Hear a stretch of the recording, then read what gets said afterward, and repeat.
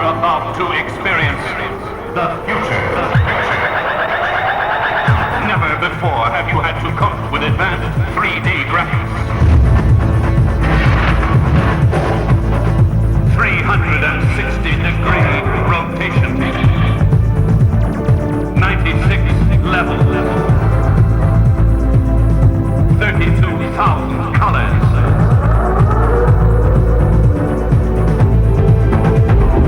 Even more enemies.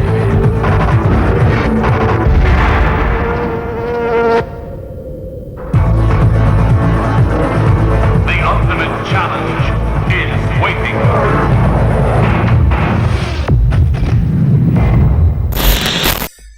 Hello, welcome back to the Retro Shed, and it's been an absolute age since the three of us were in here together, actually. Yes. How long? Been a while. A while. 5 weeks. Well, we were all together at Revival, actually, a Yeah. few weeks ago, and that was absolute brilliant fun. I really enjoyed that. Loved So, Izzy, where have you been? What have you been up to? Got any stories to tell us? Oh gosh. I've moved house. Okay. Oh, Yeah. okay. Been on holiday. That was the day after Revival, wasn't it? Yeah, literally went straight after Revival, so that was a bit of a nightmare, but it was good. Definitely worth it. Anything else, Una? And I got engaged. Wow. So you met somebody at Revival then? No. No. That would be quick, wouldn't it? You didn't run off with somebody from Revival? No. Congratulations. She never told us this. So you've been engaged? Yes. Right, we won't be seeing Izzy anymore after today. So, you better make time for us. I will. They can't abandon us. No? No, please don't. Right, okay, so, moving on. There are times when retro gamers disagree on things, believe it or not. Yes, I know it's hard to believe, but it is true. Now, everything from which was the best 8-bit computer, which was the best Zelda game, which was the best joystick, you get my meaning, we argue about everything. But today, Josh wanted to take a look at what is arguably, and I say arguably, for many retro gamers, the finest gaming console in the world ever of all time. Yes, now, and that statement in itself can lead to a massive argument. Oh, yes. Because most of us are, of course, split on opinion of what is the best console of all time. According to a lot of people, this is probably the finest console of all time. Even my teacher says so, and we all know that teachers are never wrong. True. Well, that's not entirely true, you guys, because I proved the teacher wrong in a physics lesson back in 1987. But let's not upset the teachers who may be watching this video.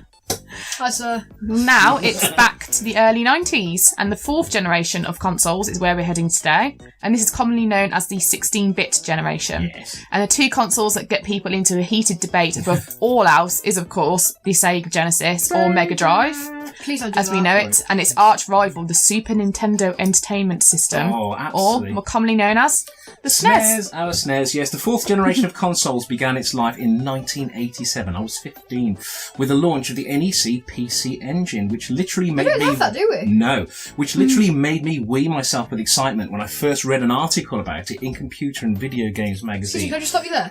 You wet yourself when you were 15. Yes.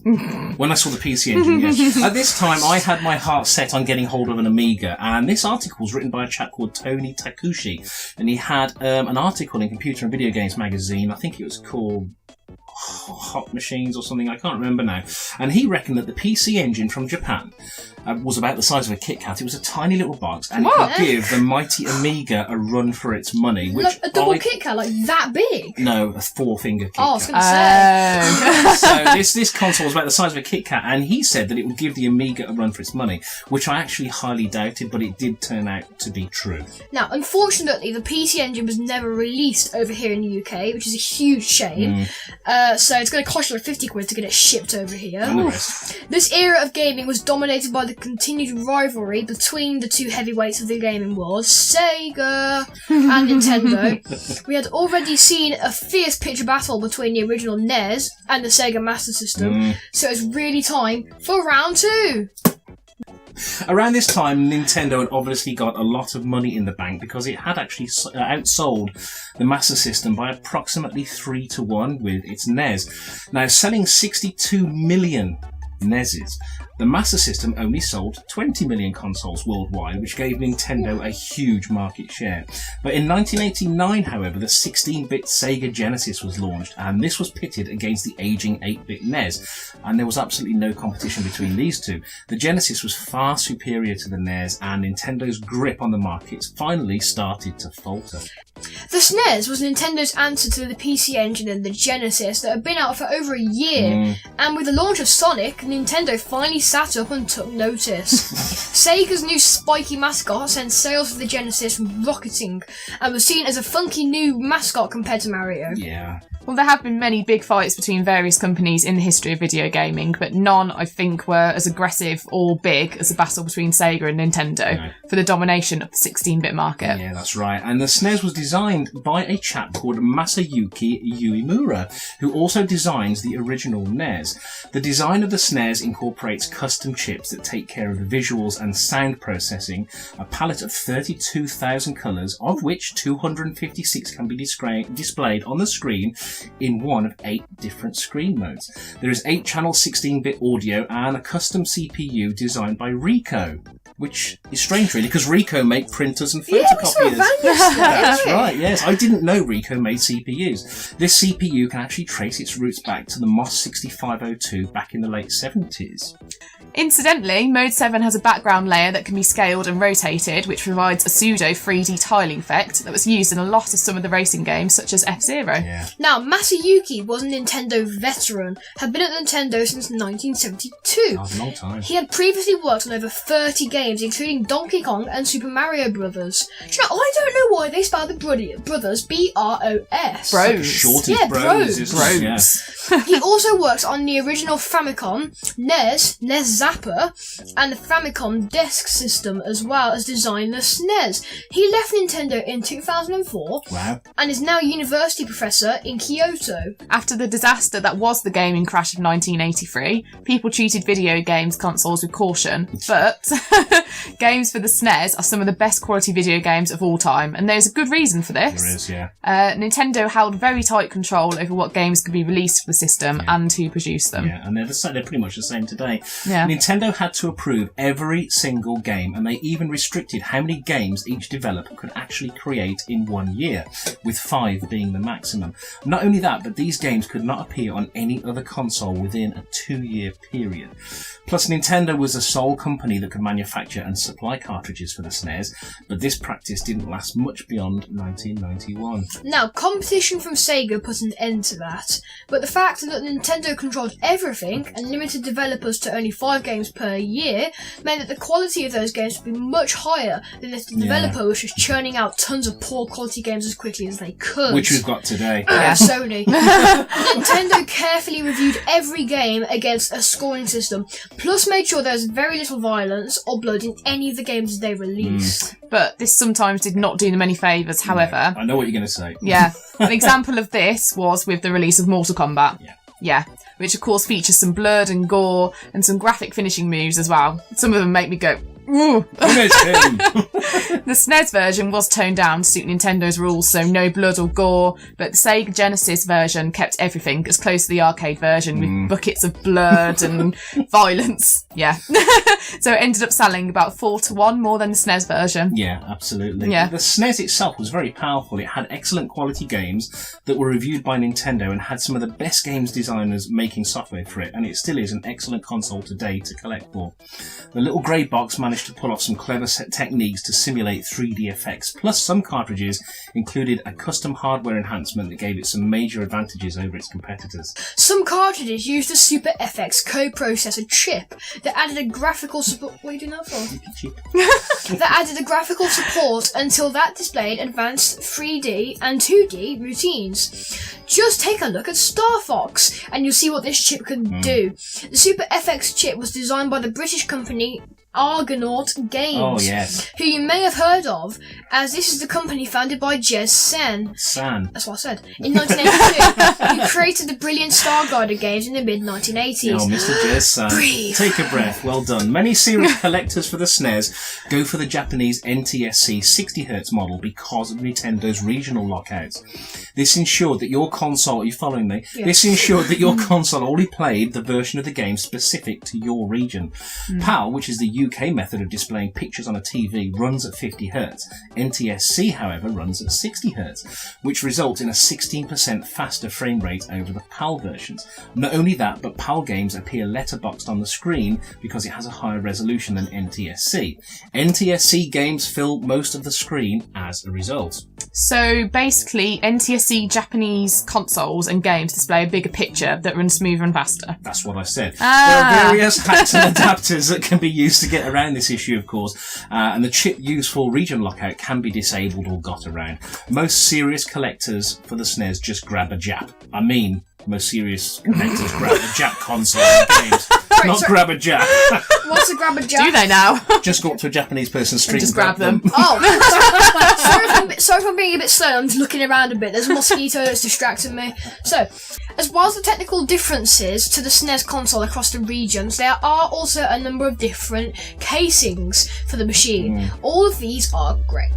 or a dull yellow if it's getting old and the case is oxidised a bit. Yeah, they're all grey. Yeah, they're all different shades of grey, and they're 5 different designs, from the horribly square and boxy North American model, the Japanese and PAL model, which we have here, which are almost identical actually, and there is a revised North American SNES 101 model, and of course the Japanese Super Famicom Junior, which is a smaller model.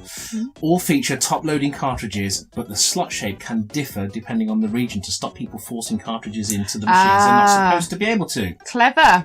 Well, the North American case is by far the ugliest. Yeah. And was redesigned for the US market by a Lance Barr, who was Nintendo of America's design engineer. He thought the Japanese version of the case was too smooth and rounded, like a loaf of bread. He said it looked like a loaf of bread, actually, I think. Yeah. So it was redesigned to be less colourful and have an overall chunkier, uglier appearance. Yeah. But interesting fact, the top of the Japanese and UK model has a sloping curved top instead of the purely flat top of the NES. And this is because people used to place objects such as food and drink on the top of it. That's going to end in tears, isn't it? That is going to end in tears. Yeah, so the curved top was designed to stop people, i.e. kids, let's be honest, from doing this. But is it the best console in the world? Yes, a lot of people think so. Arguably it is. When you look at the spec, the quality of the games, Nintendo's tight grip on everything, the entire package is just wonderful. And today, it's not cheap to get a pristine SNES anywhere. Well, certainly not at CEX. You can't get anything cheap in CEX. to Not be honest anymore. with you. Okay, let's look at the numbers. They speak for themselves. So 50 million SNESes sold against 29 million Mega Drives, 780 official Nintendo-approved games, 1.5 million pre-orders of the SNES back in the day. The initial sales shipments sold out in 2 hours in Japan. That's pretty mad. Yeah. There's going to be fights and queues and God knows Oh, what. imagine. Imagine that. Like Black Friday. Yeah, it had the world's best-selling games, and by the numbers, but all brilliant quality games as well. I mean, Super Mario Kart sold 8 million copies. Street Fighter 2 sold 6 million copies. A Link to the Past, Zelda, Nice. 4.7 million. Star Fox, 4 million. By numbers alone, the winner is by far The Genesis. the SNES. Sega, though, did put up a good fight, let's be honest, but by 1994 a large portion of the market was lost to Nintendo, and it all started to go wrong when they shifted their focus to the Sega CD and 32X add-ons, whilst Nintendo kept its focus purely on providing simply brilliant games. Yeah. There were some who thought the SNES was more of a toy compared to the cool-looking Genesis, and this was further strengthened by the massive deal struck by EA and Sega, which resulted in a lot more mature-themed sports titles that appeared on the Genesis. Sorry, that was childish. I didn't have a SNES. Sorry, I didn't have a SNES back in the 90s. I was mainly an Amiga fan, but I went on to love the Mega Drive. I loved it, which in itself is an amazing console. And do you know the reason why? I preferred Sonic to Mario. How dare you! I did. The speed, the pace, it just seemed cooler back in the 90s over Mario Sorry, but that's just the way it is for me. And this is the nature of the argument you hear today. Both consoles are absolutely brilliant, but it was all down to which games you preferred. Yeah. I mean, just look at the lineup of developers who were on board with the SNES. So you've got Capcom, Squaresoft, Konami, Enix, Tecmo. These are undoubtedly some of the finest Japanese games developers ever. And let's not forget Rare from Britain as well, who have made some of the finest retro games ever, period. Buying into the SNES was an absolute surefire winner. You were not going to be disappointed with the games lineup for that machine. Absolutely not. Some of the world's finest arcade games found their way onto the SNES, and let's not even mention the Zelda series. No, Zelda. Donkey Kong, Street Fighter, Super Mario World, A Link to the Past, Super R-Type, Star Fox, F-Zero. It is a legendary list of the finest retro games in the world. I've just realised. What? I always wondered, what's it called? A Link to the Past. Link is his name. How long did that take you? I've only just realised that. And glass shatters everywhere. What are you saying? Insert cricket sound. Yeah. I only just realised that. Okay. Oh, What dear. makes me laugh about the SNES is the way the word super was always shoehorned into the title, so you just knew it was running on the SNES. Super R-Type, Super Mario Kart, Super Street Fighter, Super Ghosts and Ghosts, Super Turrican. Or did Super just mean the games were just impossibly damn tough? You forgot, by the way, Super Star Wars, Super Double Dragon, Super Bomberman, dear. Super This is Metroid. going to go on. Even the controller itself was a revolution, you know. Gone was the ugly rectangular slab of the NES, which hurt your hand after a while. We now had a nice ergonomic rounded controller, and for the first time ever, 4 coloured action buttons in a diamond configuration. Which turned into the D-pad. Do you know what? I thought of a sketch from the Fast Show then. Diamond configuration. Does anyone really know what that is? Oh my Let's not talk about days. football. And it had 2 shoulder buttons, which was the first time we ever had shoulder buttons on a controller. And let's face it, they've been part and parcel of every single... Xbox copied them. They've been part and parcel of every controller since. Shoulder buttons, they're just brilliant. Looking back in retrospect, I can see why I went for the Mega Drive. I was in my 20s at that point, and it did seem to be the cooler, more mature console. I always considered Nintendo at that point in my life to be childish almost, and I didn't want my video games to be censored by Nintendo and not feature a bit of violence and blood and gore from time to time. Being in my 20s, that kind of appealed to me more than Nintendo did, yeah. Yeah. It's certainly a huge industry, and it's come a long way since those golden years of the 80s and 90s, which a lot of people consider to be the best years of gaming, which is wrong. I think they are, actually. I honestly think they were. And, of course, I'm going to say that, aren't I? I mean, but really, if I take my rose-tinted specs off, I think they were. The games and hardware were breaking new ground, and there was still originality and quality about all these games. People cared about what they were creating, especially Nintendo, and today it seems as though Nintendo are the only ones still keeping to these core values. Everybody else seems to be just churning out As much as they can. as many. I mean, how many Call of Duties have we got now? Yeah. It's just ridiculous. Black Ops 4's coming out in October. Oh, Just not God, interested. again. I'm looking forward to that, actually. It's got a battle royale. Oh, you've got a lot to learn.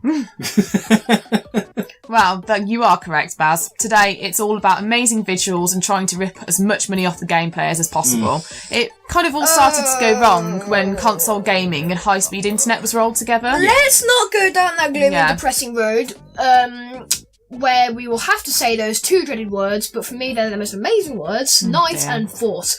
Rearrange those words together to make a one-and phrasal game. And before you start, actually, my friend at school gave me a newspaper in the corner in the library, and it said, could Fortnite be banned? I was like, oh, we all know this. And I quickly read it, and it said Fortnite was mentioned in number 10 Downing Street in a meeting.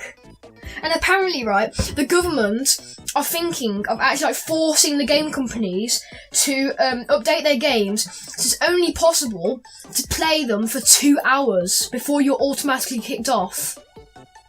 I don't see how they can do that, because what people are going to do is they're going to make fresh accounts, and once they've had their time, go onto that account and have another 2 hours and just keep doing that. So, I don't see how that'll work.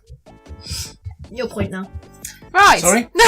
Sorry, I think I was just abducted by aliens and brought back again. Right, so please, let's just not go there. Not in this shed anyway. So, the SNES was launched to an expectant Japanese That's not pub funny. on the 21st of November 1990 at a price of 25,000 yen. How much? Which was about $190. Yeah.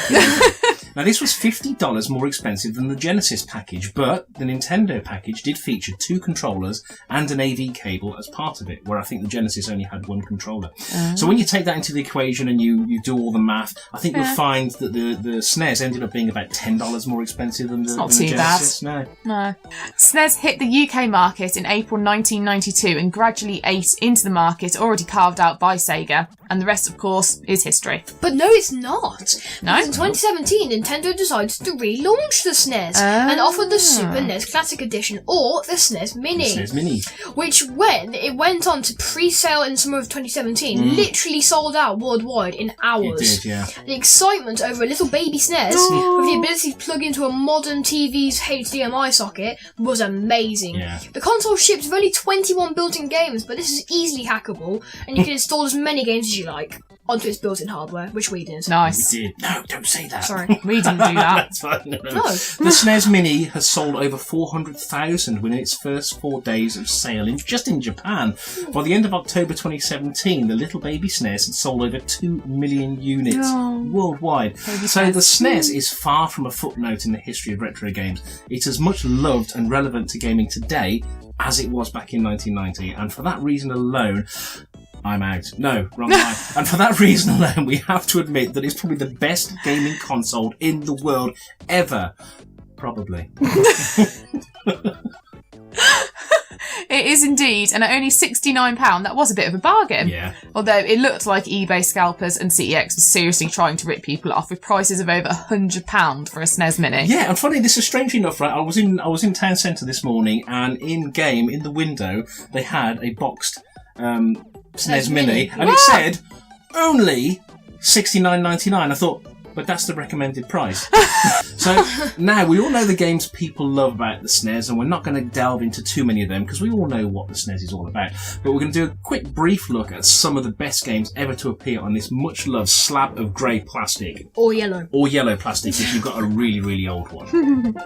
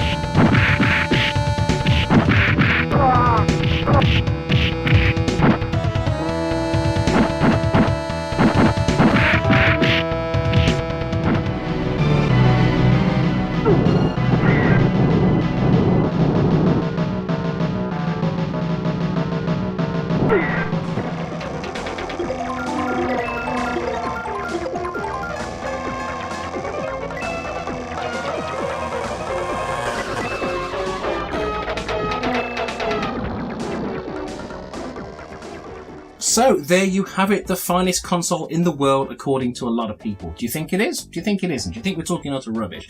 I know there are many people who think it is. So, what do you guys think of the Dibs SNES? going first. Come on then. Go. I don't think it's the best console in the world. I think it's a good console, yes. I do like it. It's a great console. Yeah. But for me, it's not the best console in the world. Because for me, the best console in the world would have to be a PlayStation. Which one? There's 4 of them. Between 4 or the 2. Okay. I don't like the 3 just because I hardly ever play on it. Yeah. And the 1 was just too old for me. Oh. So it's the 2 or the 4. So based on for me. your age, you're saying the PS4 is the best console Because I used to ever. play PlayStation 2 games when I was little. Yeah. But then I play a lot of PlayStation 4 games now, so Yeah. I don't know really. And what you're doing literally what a lot of people our age are doing now. You in a few years' time, when you're, I don't know, when you're in your 30s or 40s, you'll look back at the PS4 and you'll go, wow, that was such a big PS4, part of my best console in the childhood, world. best Yeah. console in the world ever. I can appreciate it. I do understand why a lot of people think that it is the best console of all time. But do you think it's the best console in the Obviously- world? I know what she's going to say, actually. Oh. I think, knowing Izzy, she's Yeah. probably going to say the N64 is one of her consoles. Is that your favourite console? Yeah, it's got to be. It just has to 64. be. Yeah, Is it your favourite I think it's because I have more memories on it. Yeah, well, everyone knows I'm an Amiga fan, but Yeah. do you know That's a what? computer. Having a play with that over the past few days has really, really opened my eyes to how good it is. And because I had a Genesis, I had a Mega Drive back in the day, I Yeah. didn't have a SNES. A lot of friends did. But all I'll say about this entire argument is this. If you're a retro gamer, you've got to have both. If you're a modern retro gamer, you can't not have one without the other. I Yeah. think the Mega Drive and the SNES are so ingrained in 90s retro gaming that you've got to have both. We've got both. I love both of them. And I just think for me, I bought the Genesis because it just, for me as a 20-something-year-old, it just looked cooler. It looked, I don't know, it just looked meaner. It was black. Yeah. Do you know what I mean? The controller was all black. And of course I it don't had like the Sonic. controller for it actually. But this is the point. It had Sonic on it. Nice. Right now, I love Sonic to bits. For me, Mario was always a bit. I was growing up when Mario was really big, Yeah. so for me, Mario was a bit. Was it starting to die by then? No, it was massive. But I was growing up, so for me, Mario was almost a bit childish. I was Yeah. late teens, early 20s. Was Sonic not? Sonic was cool. Sonic was a different type of game to Mario altogether. The speed at which that little character runs when he Yeah. turns into a ball, I thought was incredible. But yeah, I think the SNES is definitely a contender. Definitely for the finest console, retro console ever made. And I think for some it will always be their favourite console of all time. So hopefully you enjoyed that. Now, Yeah. quickly discussing some things coming up. We are trying to arrange a weekend in September For to go Arcade to Club. Arcade Club. Keep an eye on our page on Facebook. I'm going to try. We're going to try and get a date sorted out and thrashed out amongst us all. It's difficult. It's like herding cats. Between us two, anyway. Between everyone. But we're trying to get to Arcade Club because I've never been. I have never been, and I really want to get to Arcade Club. October the 27th, the lovely lads at Press Start to Join have got a gaming event. Isn't their last one? It might be the last one in this venue. I think they're tearing the venue down. The one in Burgess Hill. Is it Kings Hill something? It's Burgess Hill, isn't It's it? in Burgess Hill, but the Yeah. sports Oh. hall. I think Dean Hedger told me that it's being torn down. So this will be their last event in this particular building. So if you're around Burgess Hill, not far from Brighton, 27th of October, which I think is a Saturday, Do we get another curry? make your way to that one because that will be absolutely fabulous. We had a great time the last time we went there, so we're going back. Are you coming? Yeah, I'll be there. You bring in the chap that you met from Revival? Yeah, why not? Why no, not the... Sam, you're coming with us apparently on this one, so sorry, but you are. So, yeah, I hope you enjoyed that. And that was our look back at the amazing SNES. You nearly said there's there, I nearly you? said Oh. Sinclair something or other, but it's definitely the SNES. That's because I saw a Sinclair up there. Okay. Right, see you guys soon. Take care. Bye. Bye.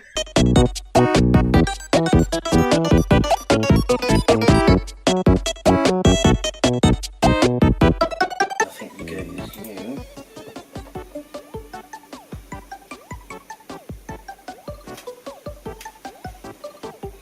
They've changed it, haven't they? This is a new version. Why don't they just leave things alone? Yeah. No. It's not it. Oh God, Microsoft, you really